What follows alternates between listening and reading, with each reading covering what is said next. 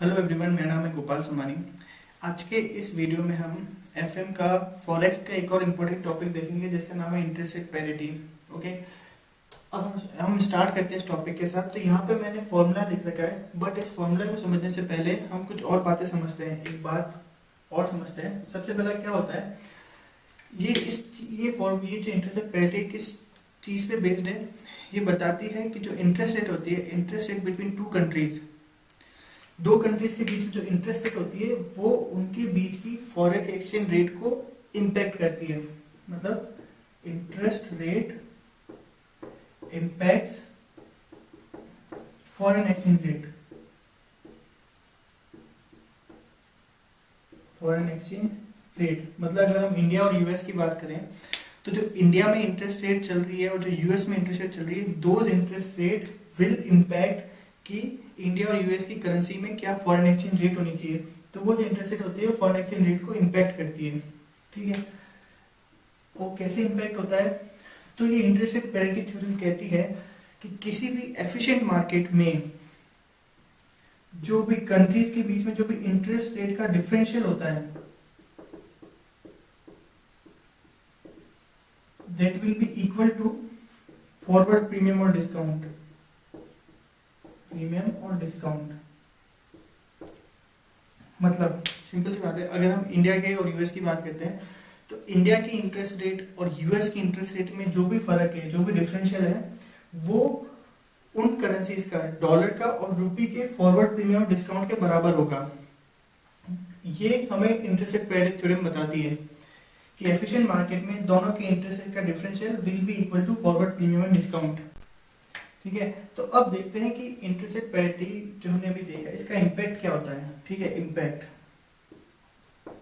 तो जनरली क्या होता है, हम जब देखते हैं कि किस कंट्री में, किस करेंसी में हमें इन्वेस्ट करना चाहिए, तो हम जनरली क्या देखते हैं कि जिस करेंसी की इंटरेस्ट रेट, जिस कंट्री की इंटरेस्ट रेट ज्यादा है वहां हम इन्वेस्ट करेंगे। ठीक है, और जहां की इंटरेस्ट रेट कम है वहां पे हम लोन ले सकते हैं। ठीक है, तो सपोज अगर हम होम करेंसी, हमारी करेंसी की बात करते हैं कि हमारी करेंसी मतलब रुपी, हमारे यहाँ पे इंटरेस्ट रेट 10%। ठीक है, जैसा इस एग्जांपल में दे रखा है, तो वो भी हम बाद में देखेंगे, बट आपको समझाने के हिसाब से बता देता हूँ। यह हमारी इंटरेस्ट रेट 10% और यूएस की इंटरेस्ट रेट 6%। तो जनरली क्या करेंगे लोग कि यूएस से लोन लेंगे, ठीक है ना, और इंडिया में इन्वेस्ट करेंगे क्योंकि इंडिया की इंटरेस्ट रेट ज्यादा है। ठीक है, बट अगर ये interest rate parity theorem true होती है, अगर ये फॉर्मूला ट्रू होता है, इक्वल हो जाता है, तो ऐसे केसेस में ये आर्बिट्रेज गेन नहीं हो सकता। ठीक है ना, क्योंकि चाहे आप इन्वेस्ट यूएस में इन्वेस्ट करो, चाहे वो इंडिया में इन्वेस्ट करो, अल्टीमेटली जो अमाउंट आपको मिलेगा वो सेम होगा, क्योंकि जो इंटरेस्ट रेट डिफरेंशियल है that is equal to forward premium और डिस्काउंट। ओके, तो अगर interest rate parity theorem true होती है तो कोई आर्बिट्रेज अपॉर्चुनिटी नहीं रहती है। तो चाहे आप होम करेंसी में इन्वेस्ट कर रहे हो, चाहे फॉरेन करेंसी में इन्वेस्ट कर रहे हो, अल्टीमेटली जो आपको रिटर्न मिलेगा वो बराबर ही होगा दोनों करेंसी से। आपको किसी में एक्स्ट्रा गेन नहीं होगा। ठीक है, वो हम आप एग्जांपल के अकॉर्डिंग देखते हैं। इसमें मैं एक और चीज बताता हूँ। तो क्या होता है कि जो करेंसी, जो भी इंटरेस्ट रेट, जिस करेंसी की भी इंटरेस्ट रेट हायर होती है वो करेंसी फॉरवर्ड डिस्काउंट पे होती है, फॉरवर्ड डिस्काउंट। और जिस भी कंट्री या करेंसी की जो इंटरेस्ट रेट होती है, अगर लोअर होती है,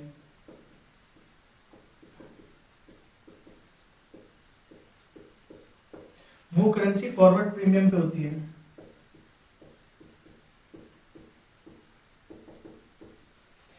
तभी ये कंपनसेट हो जाता है, क्योंकि जैसे यहाँ पे हमारे इंडिया की interest rate 10%, interest rate higher है, तो वो जो करेंसी होगी वो डिस्काउंट पे होगी। इसीलिए जब हमें अमाउंट मिलेगा और जब उसको यूएस डॉलर में कन्वर्ट करेंगे तो वो कम हो जाएगा, क्योंकि वो करेंसी फॉरवर्ड डिस्काउंट पे है। ठीक है, और जो इंटरेस्ट रेट जिस यहाँ की लोअर होती है वो करेंसी फॉरवर्ड प्रीमियम पे होती है।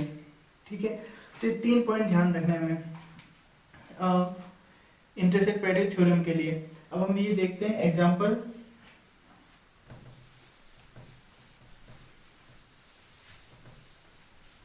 कि ये कैसे प्रूव होता है। तो यहाँ हमारे पास 60 लाख रुपए है, ठीक है। यूएस की इंटरेस्ट रेट 6%, इंडिया की इंटरेस्ट रेट 10% और स्पॉट रेट है 60। तो सबसे पहले हम देखते हैं अगर ये interest rate parity theorem apply होती है तो क्या फॉरवर्ड रेट होनी चाहिए, ठीक है। तो RH मतलब होम करेंसी की इंटरेस्ट रेट, होम करेंसी की इंटरेस्ट रेट कितनी है 0.10 इंडिया की। तो यहाँ पर ध्यान रखना है, जो क्वेश्चन है बेटर यही रहेगा कि आप डायरेक्ट जो भी डायरेक्ट कोड उस अकॉर्डिंग ही लो और उस अकॉर्डिंग ही सॉल्व करो, ठीक है ना। फिर है foreign currency, foreign currency rate के 0.06 इक्वल टू फॉरवर्ड रेट हम कैलकुलेट करेंगे स्पॉट रेट के 60। तो ये क्या होगा 1.06 इक्वल टू f अपॉन 60। तो ये कितना आ रहा है,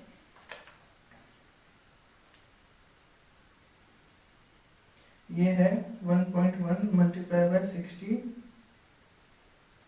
डिवाइड बाय 1.06, ये है 62.26। 62.26। तो इतनी हमारी फॉरवर्ड रेट होनी चाहिए। तो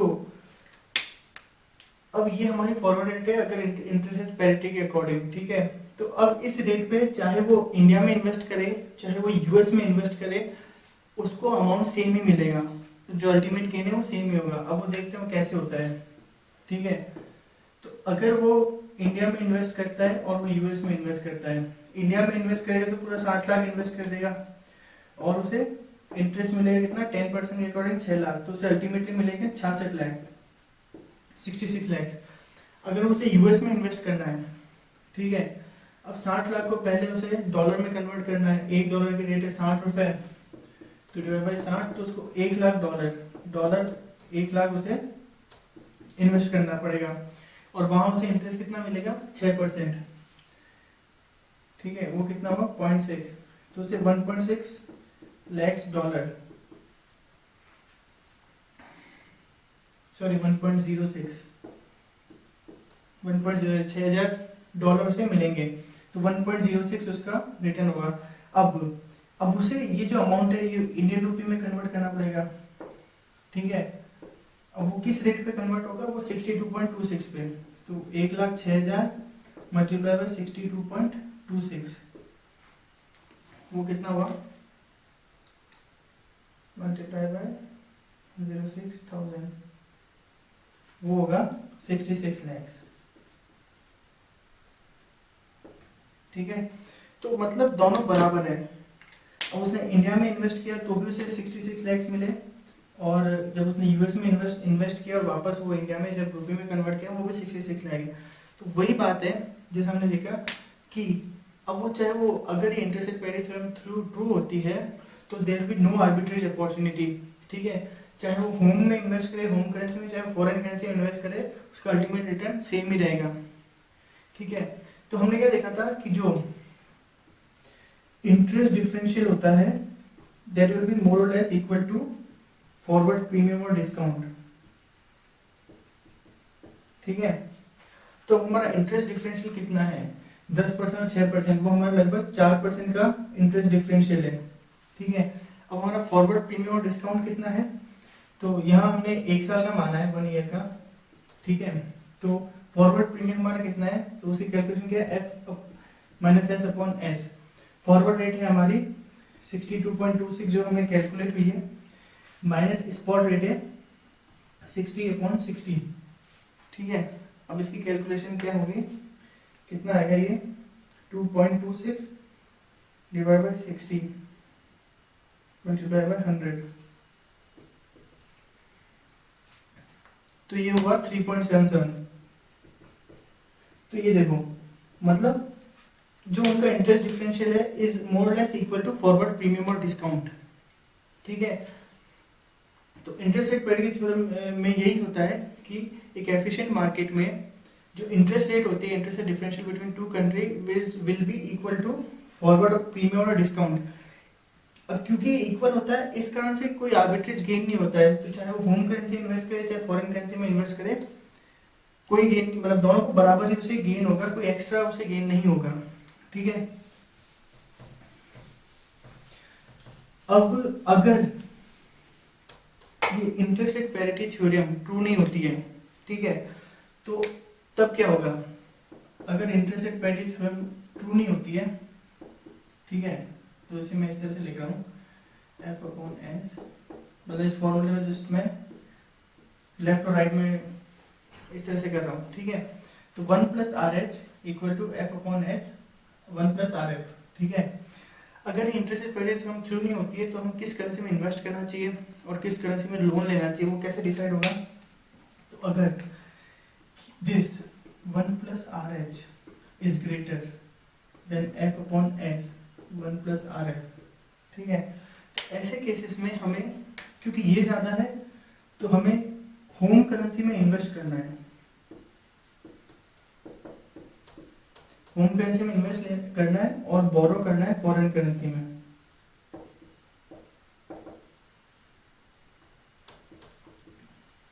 ठीक है। अगर उल्टा होता है 1 plus R H is less than S F upon S 1 plus R F ये कम है, तो ऐसे केसेस में हम इस होम करेंसी में बोरो करेंगे और इस करेंसी में इन्वेस्ट करेंगे फॉरेन करेंसी में, तो ऐसे केसेस में फिर हम आर्बिट्रेज गेन ले सकते हैं अगर interest rate parity theorem true hold नहीं करती है तो,